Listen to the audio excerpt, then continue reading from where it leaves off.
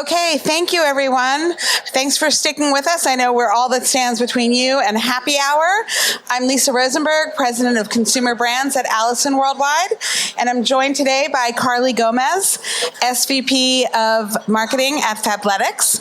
I'm going to turn it over to Carly to share a little bit about her background, and then we'll dive right in.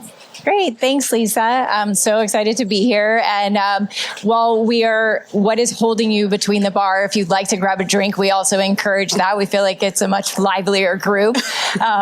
But yeah, so as Lisa mentioned, I'm the SVP of Marketing at Fabletics. I've been with Fabletics, I've been with Fabletics for about a year. And before being at Fabletics, I was at Vans for about 16 years. So this is a topic that we're talking about today that I've really spent my entire career thinking about is, as you scale, how do you remain authentic to your consumers and really stick to who you are in your brand voice? So I'm really excited to talk about it, especially as, whether or not it's the CFO or the president or, everyone involved in the brand is scale, scale, scale. So how do you remain authentic to who you are as a brand? Oh, that's excellent. So I'm going to just take us back. About 15 years ago, a new breed of brand began to take root in retail. Companies touting single products like the best mattress, Casper, a great shave at a great price, Dollar Shave Club, affordable glasses with style, Warby, started selling directly to consumers through their own thoughtfully designed e-commerce sites. And they promised consumers lower prices by eliminating middleman fees in their direct selling structures. During COVID, we saw an explosion, both in influencer culture and social platforms like TikTok, coupled with everyone being stuck at home, eager to shop online, helping to drive exponential growth in the DTC space. After the lockdowns, the DTC space had a little bit of a bubble burst. There was just less investor dollars to go around. But despite the ups and downs within the category, we've seen the number of direct selling brands explode over the last decade. But the novelty of being able to buy direct is not enough.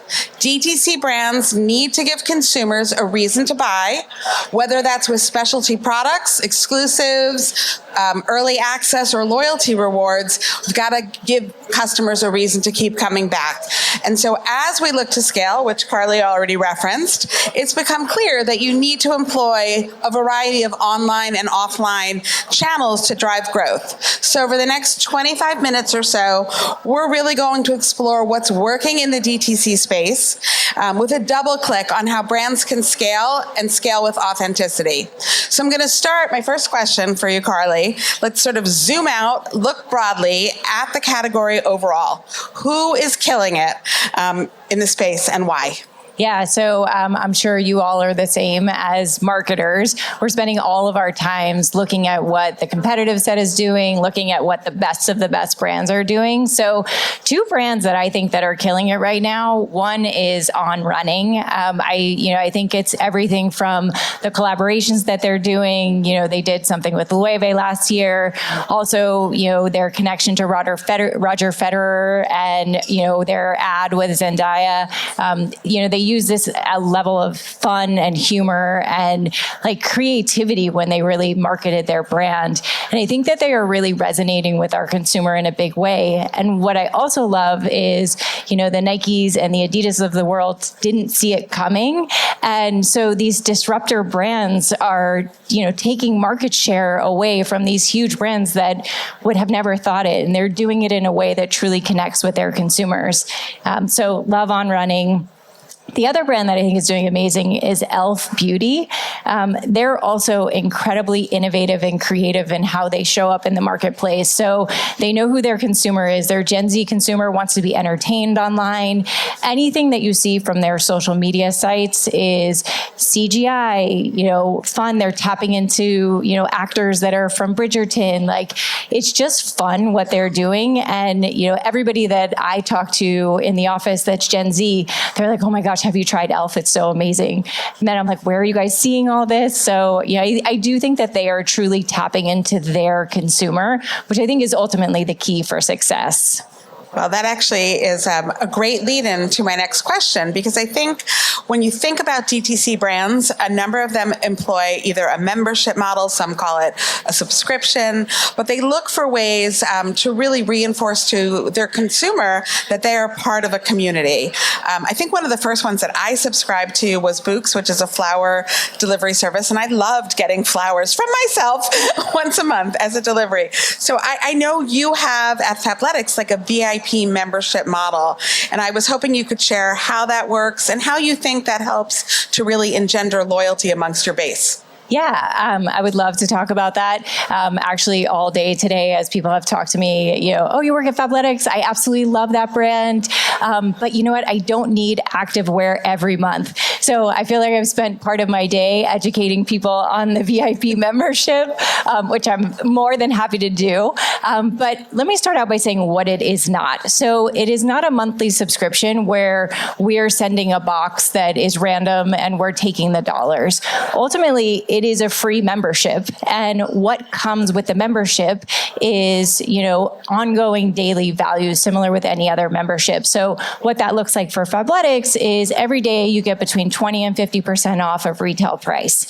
The other member perk is that every month you can make a decision, do I buy a credit or do I not buy a credit? If you decide you want to buy the credit, it's $59 and you can use that credit for anything on the site. So this jacket, as an example, is a little over $100. You can use your credit of $59. So you're really getting the value from a consumer standpoint, which, we continue to see is what our members are looking for. You also get exclusive product. Like I said, you get exclusive deals. So it's this ongoing communication and ultimately relationship that we have with our consumers. Now, leads to your question on loyalty. We see, over 60% of our consumers continuing to come back. So as part of the model, you come in every month and you make a decision, do I want to skip or do I want to shop? So when you think about traffic to the site, we have this active traffic coming every month. And of course, we want to put the best of the best in front of them. So they're constantly seeing our new product. And, we're seeing that our consumers absolutely love it. And then the relationship doesn't stop there. Constant communication, we stay very close to our members. And as a result, we see that we have very happy consumers. Our return rate is actually about 7%. And for those in the retail space, that's quite good. I think membership is really about the value that you provide to the consumer. And every day we are really thinking about what is that value, especially as they're thinking about getting new products. Yeah, that's great. I'm curious. I know we spoke when we were preparing for this a little bit about customization and personalization. And there are a number of DTC brands, particularly in the cosmetic space, who go to great lengths to make you feel that they are designing a product just for you, whether you're answering questions or quizzes. And sometimes that's a lot of work just to get a moisturizer. But in the end, you do feel like you're getting something just designed for you. I know you've had a long career in this space. How has customization and personalization played into success on the brands that you work on? Yeah, so I'll reflect back on my days at Vans. I was there when we launched a custom site, and what it was is you could create custom footwear on multiple different platforms. What we saw from consumers is that they were really excited to have their own designs on their shoes. You could, if it was your child's artwork, you could put that on your shoe. If it was something that you designed, you put that on your shoe.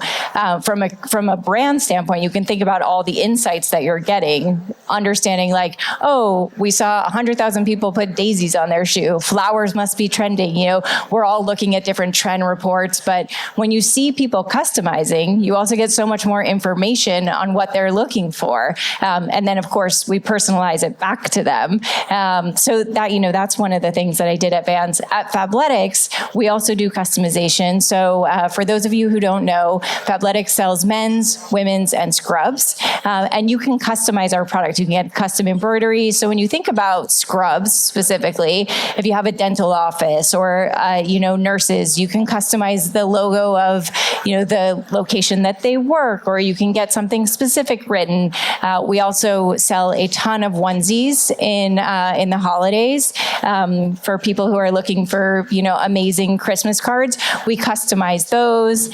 So we really try and have a little fun with customization. And like I said, from the brand side, you also get a wealth of information to understand what are consumers actually looking for. And then, of course, on the personalization side, as a membership, the relationship is back and forth. So members are constantly giving information. We invite members into the office. We have something called Meet the Member, where we have them come in and talk to us about product. They talk to us about marketing. We have a lab store in our office. We walk them through and get their feedback on the overall retail experience, and then deliver back to them what they're ultimately looking for. So, I'm a huge believer in customization, personalization, and really leaning into all the tools that allow you to be more successful as a brand.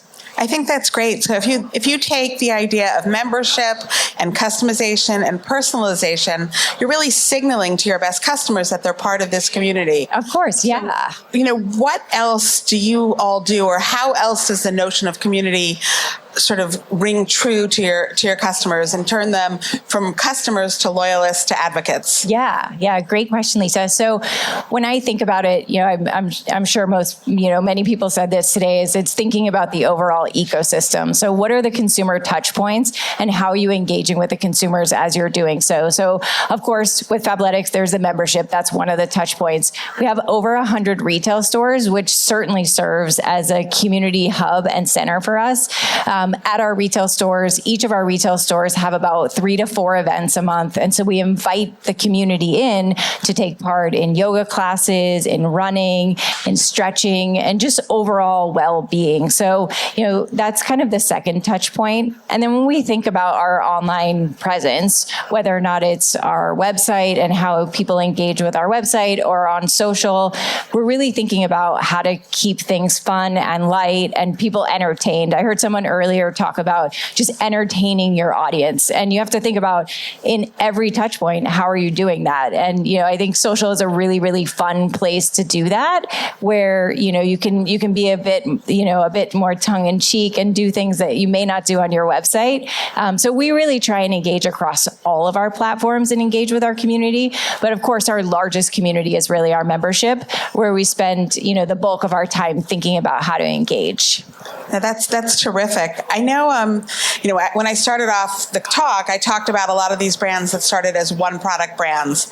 And when you think about scaling and growth, what seems to be so critically important is product innovation and category expansion. And I was hoping you could share a little bit about how you guys tackle this at Fabletics. Yeah. So Fabletics started about 11 years ago, and it started as a women's athletic brand. And if I take it back to the overall reason for this talk about really being authentic to who you are. So it started with this idea that we were going to create luxury activewear at an accessible price point. And the whole idea is that you don't have to pay $100 to get a good pair of leggings. And so we started out as a women's only brand selling athletic wear. Very successful for a good amount of time. And then to your point, as you think about growth, a lot of it comes through new product innovation. So in 2020, we launched the men's line. And at this point, in just 5 short years, it's about a third of the business. And we do that by bringing on, I know we're going to talk about celebrities, but some celebrity partners to talk about the brand on our behalf, which, helps to lean into authenticity. One of our core values is around being fun. So Kevin Hart is really the face of the men's brand. I feel like I say his name, no introduction needed, but he's very fun and funny and really helped push us forward from our category of men's. And then we launched Scrubs in 2023. So there was a huge white space opportunity within Scrubs. I think, people know some of the brands within Scrubs, but really thinking about more of an active wear for Scrubs. We do monthly color drops, deliver, the medical community what they're looking for, and try and excite them. So, part of it is about just overall growth within the brand. And then we also think about just overall category expansion. So started out as, an athleisure brand, active lifestyle. And then, like my bomber as an example is something that, is a newer category expansion, which really puts you in front of the consumer and what they're doing for their entire day. So you get up in the morning, you work out, you put on your leggings and your sports bra, you throw on your jacket over top, you leave, you throw on a skirt and, leave on the same shirt and a jacket, you go to work. Same thing for men's. We have, amazing pants that men can golf in, they can wear to work. And so we think about what is the versatility that gets you through your day as we think about category expansion and, what are the holes that we have in the day and how do we fill those? So I would say it is one of the most important things as brands scale is how do they think about category expansion that delivers against what their consumer is looking for? Because it's easy to jump on like, this is the hot thing, but it always goes back to, is it rooted in who you are as a brand and your brand values? And does this serve the community and your consumer in the way that you need them to? No, I love that, Carly. And I'm actually skipping ahead a question. I'm going to throw you off, but you mentioned Kevin Hart, you mentioned the expansion into men's, and we heard throughout the day today, brands talk about the importance of cultural relevance. And I think, the combination of being authentic to who you are as a brand while still being relevant in culture is critically important. And I know you've done a whole host of campaigns. So working with Kevin, working with Khloe Kardashian, Ken Jeong, and I wanted to ask you to walk us through sort of the genesis of one of these campaigns. Pick your favorite one and sort of share with the audience the impact that this has had for your business. Yeah. So as Lisa mentioned, we partner with Kevin Hart, Khloe Kardashian, Ken Jeong. We recently launched a collection with Becky G in February, and it all starts with them. It all starts with having an authentic connection to them and our brand. So, I mentioned one of the core tenets of the brand is fun. Obviously, Kevin Hart is fun. I don't know how many of you know much about Khloe Kardashian, but she is also fun and funny. Becky G, her mom has been a member for a long time. When Becky came to the office, she brought her mom in, and her mom was in head to toe Fabletics, and she actually sort of like fangirled out on our founder. She was like, "Oh my gosh, I love the membership," and she started telling everybody at the table why she loved the membership. And Becky's from LA, so there was just a natural connection with Becky. And then with Ken Jeong, I don't know if everybody knows this, but he went to medical school and was a doctor before he was an actor. So when you think about someone who has broad reach that can tell people, drive awareness around Fabletics scrubs, he was kind of that perfect person where we married his authenticity and validity within the space while still having the reach of other celebrities. So it starts with an authentic connection between them and the brand. That's hard. That's hard whether or not it's celebrities or influencers, Everybody's trying to think about who is going to be there to be able to amplify my brand. And, having that authentic connection is really at the heart of what you need to do. So it starts there. And then I think it's really about how you make sure that your brand personality and their personality come through so that it feels equally relevant to the consumer. So an example is one of the viral moments that we had last year, and this was Khloe's idea. We had this long teddy jacket that was part of her collection. And she was like, guys, I think it would be so funny if I just looked like I had nothing on but the teddy jacket, and I'm going to be walking on the treadmill in high heels. So imagine just the teddy jacket, high heels, her walking on the treadmill in slow motion. And that was the first thing that we put out to launch that campaign. And, people were like, this is amazing because it shows that Khloe doesn't take herself so seriously. And, neither do we. It's like she loved it. We loved it. And our fans loved it as as well. So, I think that showing both your brand and who they are is really important. And then if I just go into an overall campaign that, that we launched last year that was really amazing. It was called the Dawn Pant. So, as I talk about category expansion and expanding with men's, we continue to think about how we deliver against what our consumer is looking for. And so we created the Dawn Pant, which we call the best pant ever made. And ultimately that pant instills confidence because if you look good, you feel good. And we had Kevin Hart be the face of it. But the whole setting was this mafia setting of like being the Dawn. Obviously, we leaned into that a lot. And so it's Kevin Hart, and I don't know if everyone knows who Drewski is, but it's Kevin Hart and Drewski, and then some people that you may have seen in Casino or, some iconic, Italian mob movies. And what we did was announce the pant, but through it looked like, a highly curated commercial or an ad for Kevin's upcoming movie. But, Kevin, because he's so close to the brand, knows everything about the product, talks about the product. So you have this ad that sits up here, in awareness, but it delivers against the promise of the product. And then everything that we did around it was really tied to the confidence that you get from the pants. And, it was one of the best things that we did last year. And, I've heard other people mention this today, it's about the ecosystem, the holistic approach. I think everybody knows that.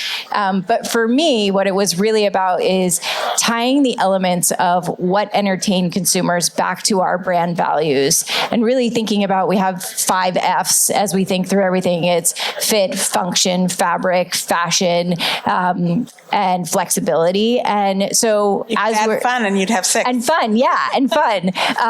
And so as a part of that, we're thinking okay, well, we're talking about the function of the pant. We're talking, we're using someone fun. We're talking about the fabric. We're kind of hitting off on all of these, but in a very entertaining way, with a very well-known celebrity. So, and then the cut downs of him and Drewski just on the side, because you catch all these lightning in a bottle moments when you're on the set of really thinking about, watching them interact on the side. Those were some of the top performing assets within social media. And then you have Drewski, who is a Nike guy, who is, in there head to toe wearing Fabletics. And then it just continued the relationship. So the last thing I would say is, once you establish those moments, then you continue to build on them. So you have Kevin Hart, you have Drewski, and then I don't know if everyone knows who Kai Cenat is. I see lots of head nods. So Kai and Drewski and Kevin do these live streams on Twitch that have millions and millions of followers.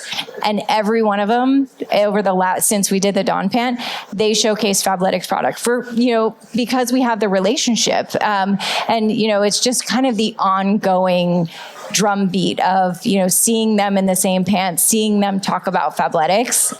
So yeah, it was one of my favorite campaigns. If you have not seen the Kevin Hart Fabletics piece, I encourage everyone to watch it because it is really funny. That's great, and I'm going to convince you that you need 6 F's. Yeah. So there's so much good stuff happening at Fabletics, and I think the combination of tactics that you're deploying are really making a difference. They're helping you scale with authenticity. But we all know, all of us in the room are marketers. Marketing doesn't stay static. So if you had a crystal ball and you could pull it out, what might you share with the audience about what the future of DTC might look like?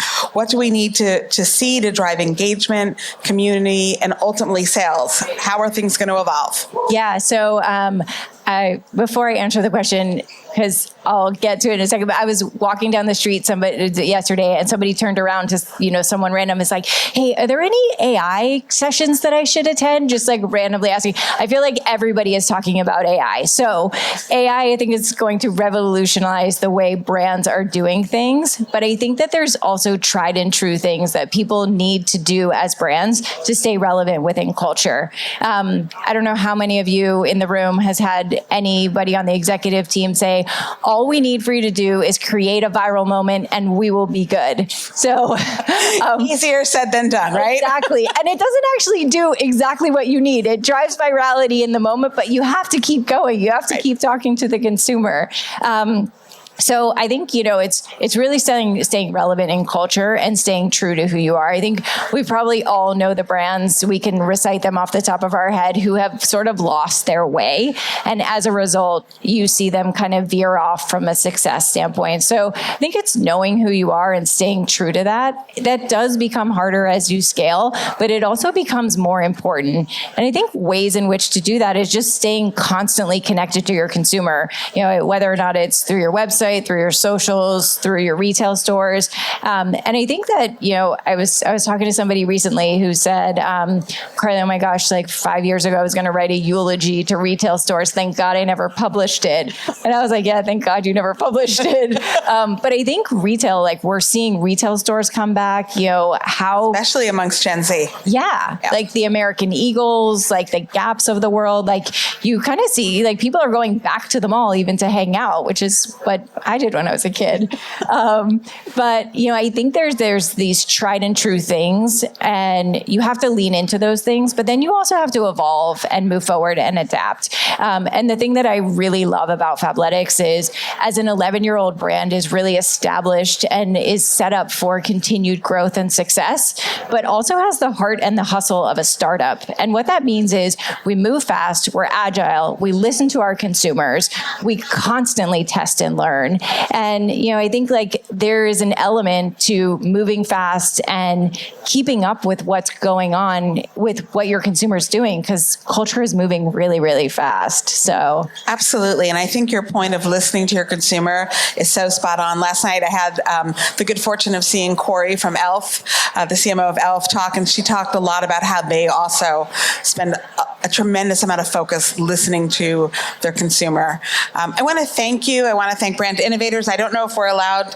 Do we have time for questions if anybody has one? Yeah. Hi, hello, I'm Melanie. Early in my career, I did customer service for Genesco, so working with Nike and Vans and people crying about their their prom Converse or Vans. And my question for Fabletics, you were talking about customization.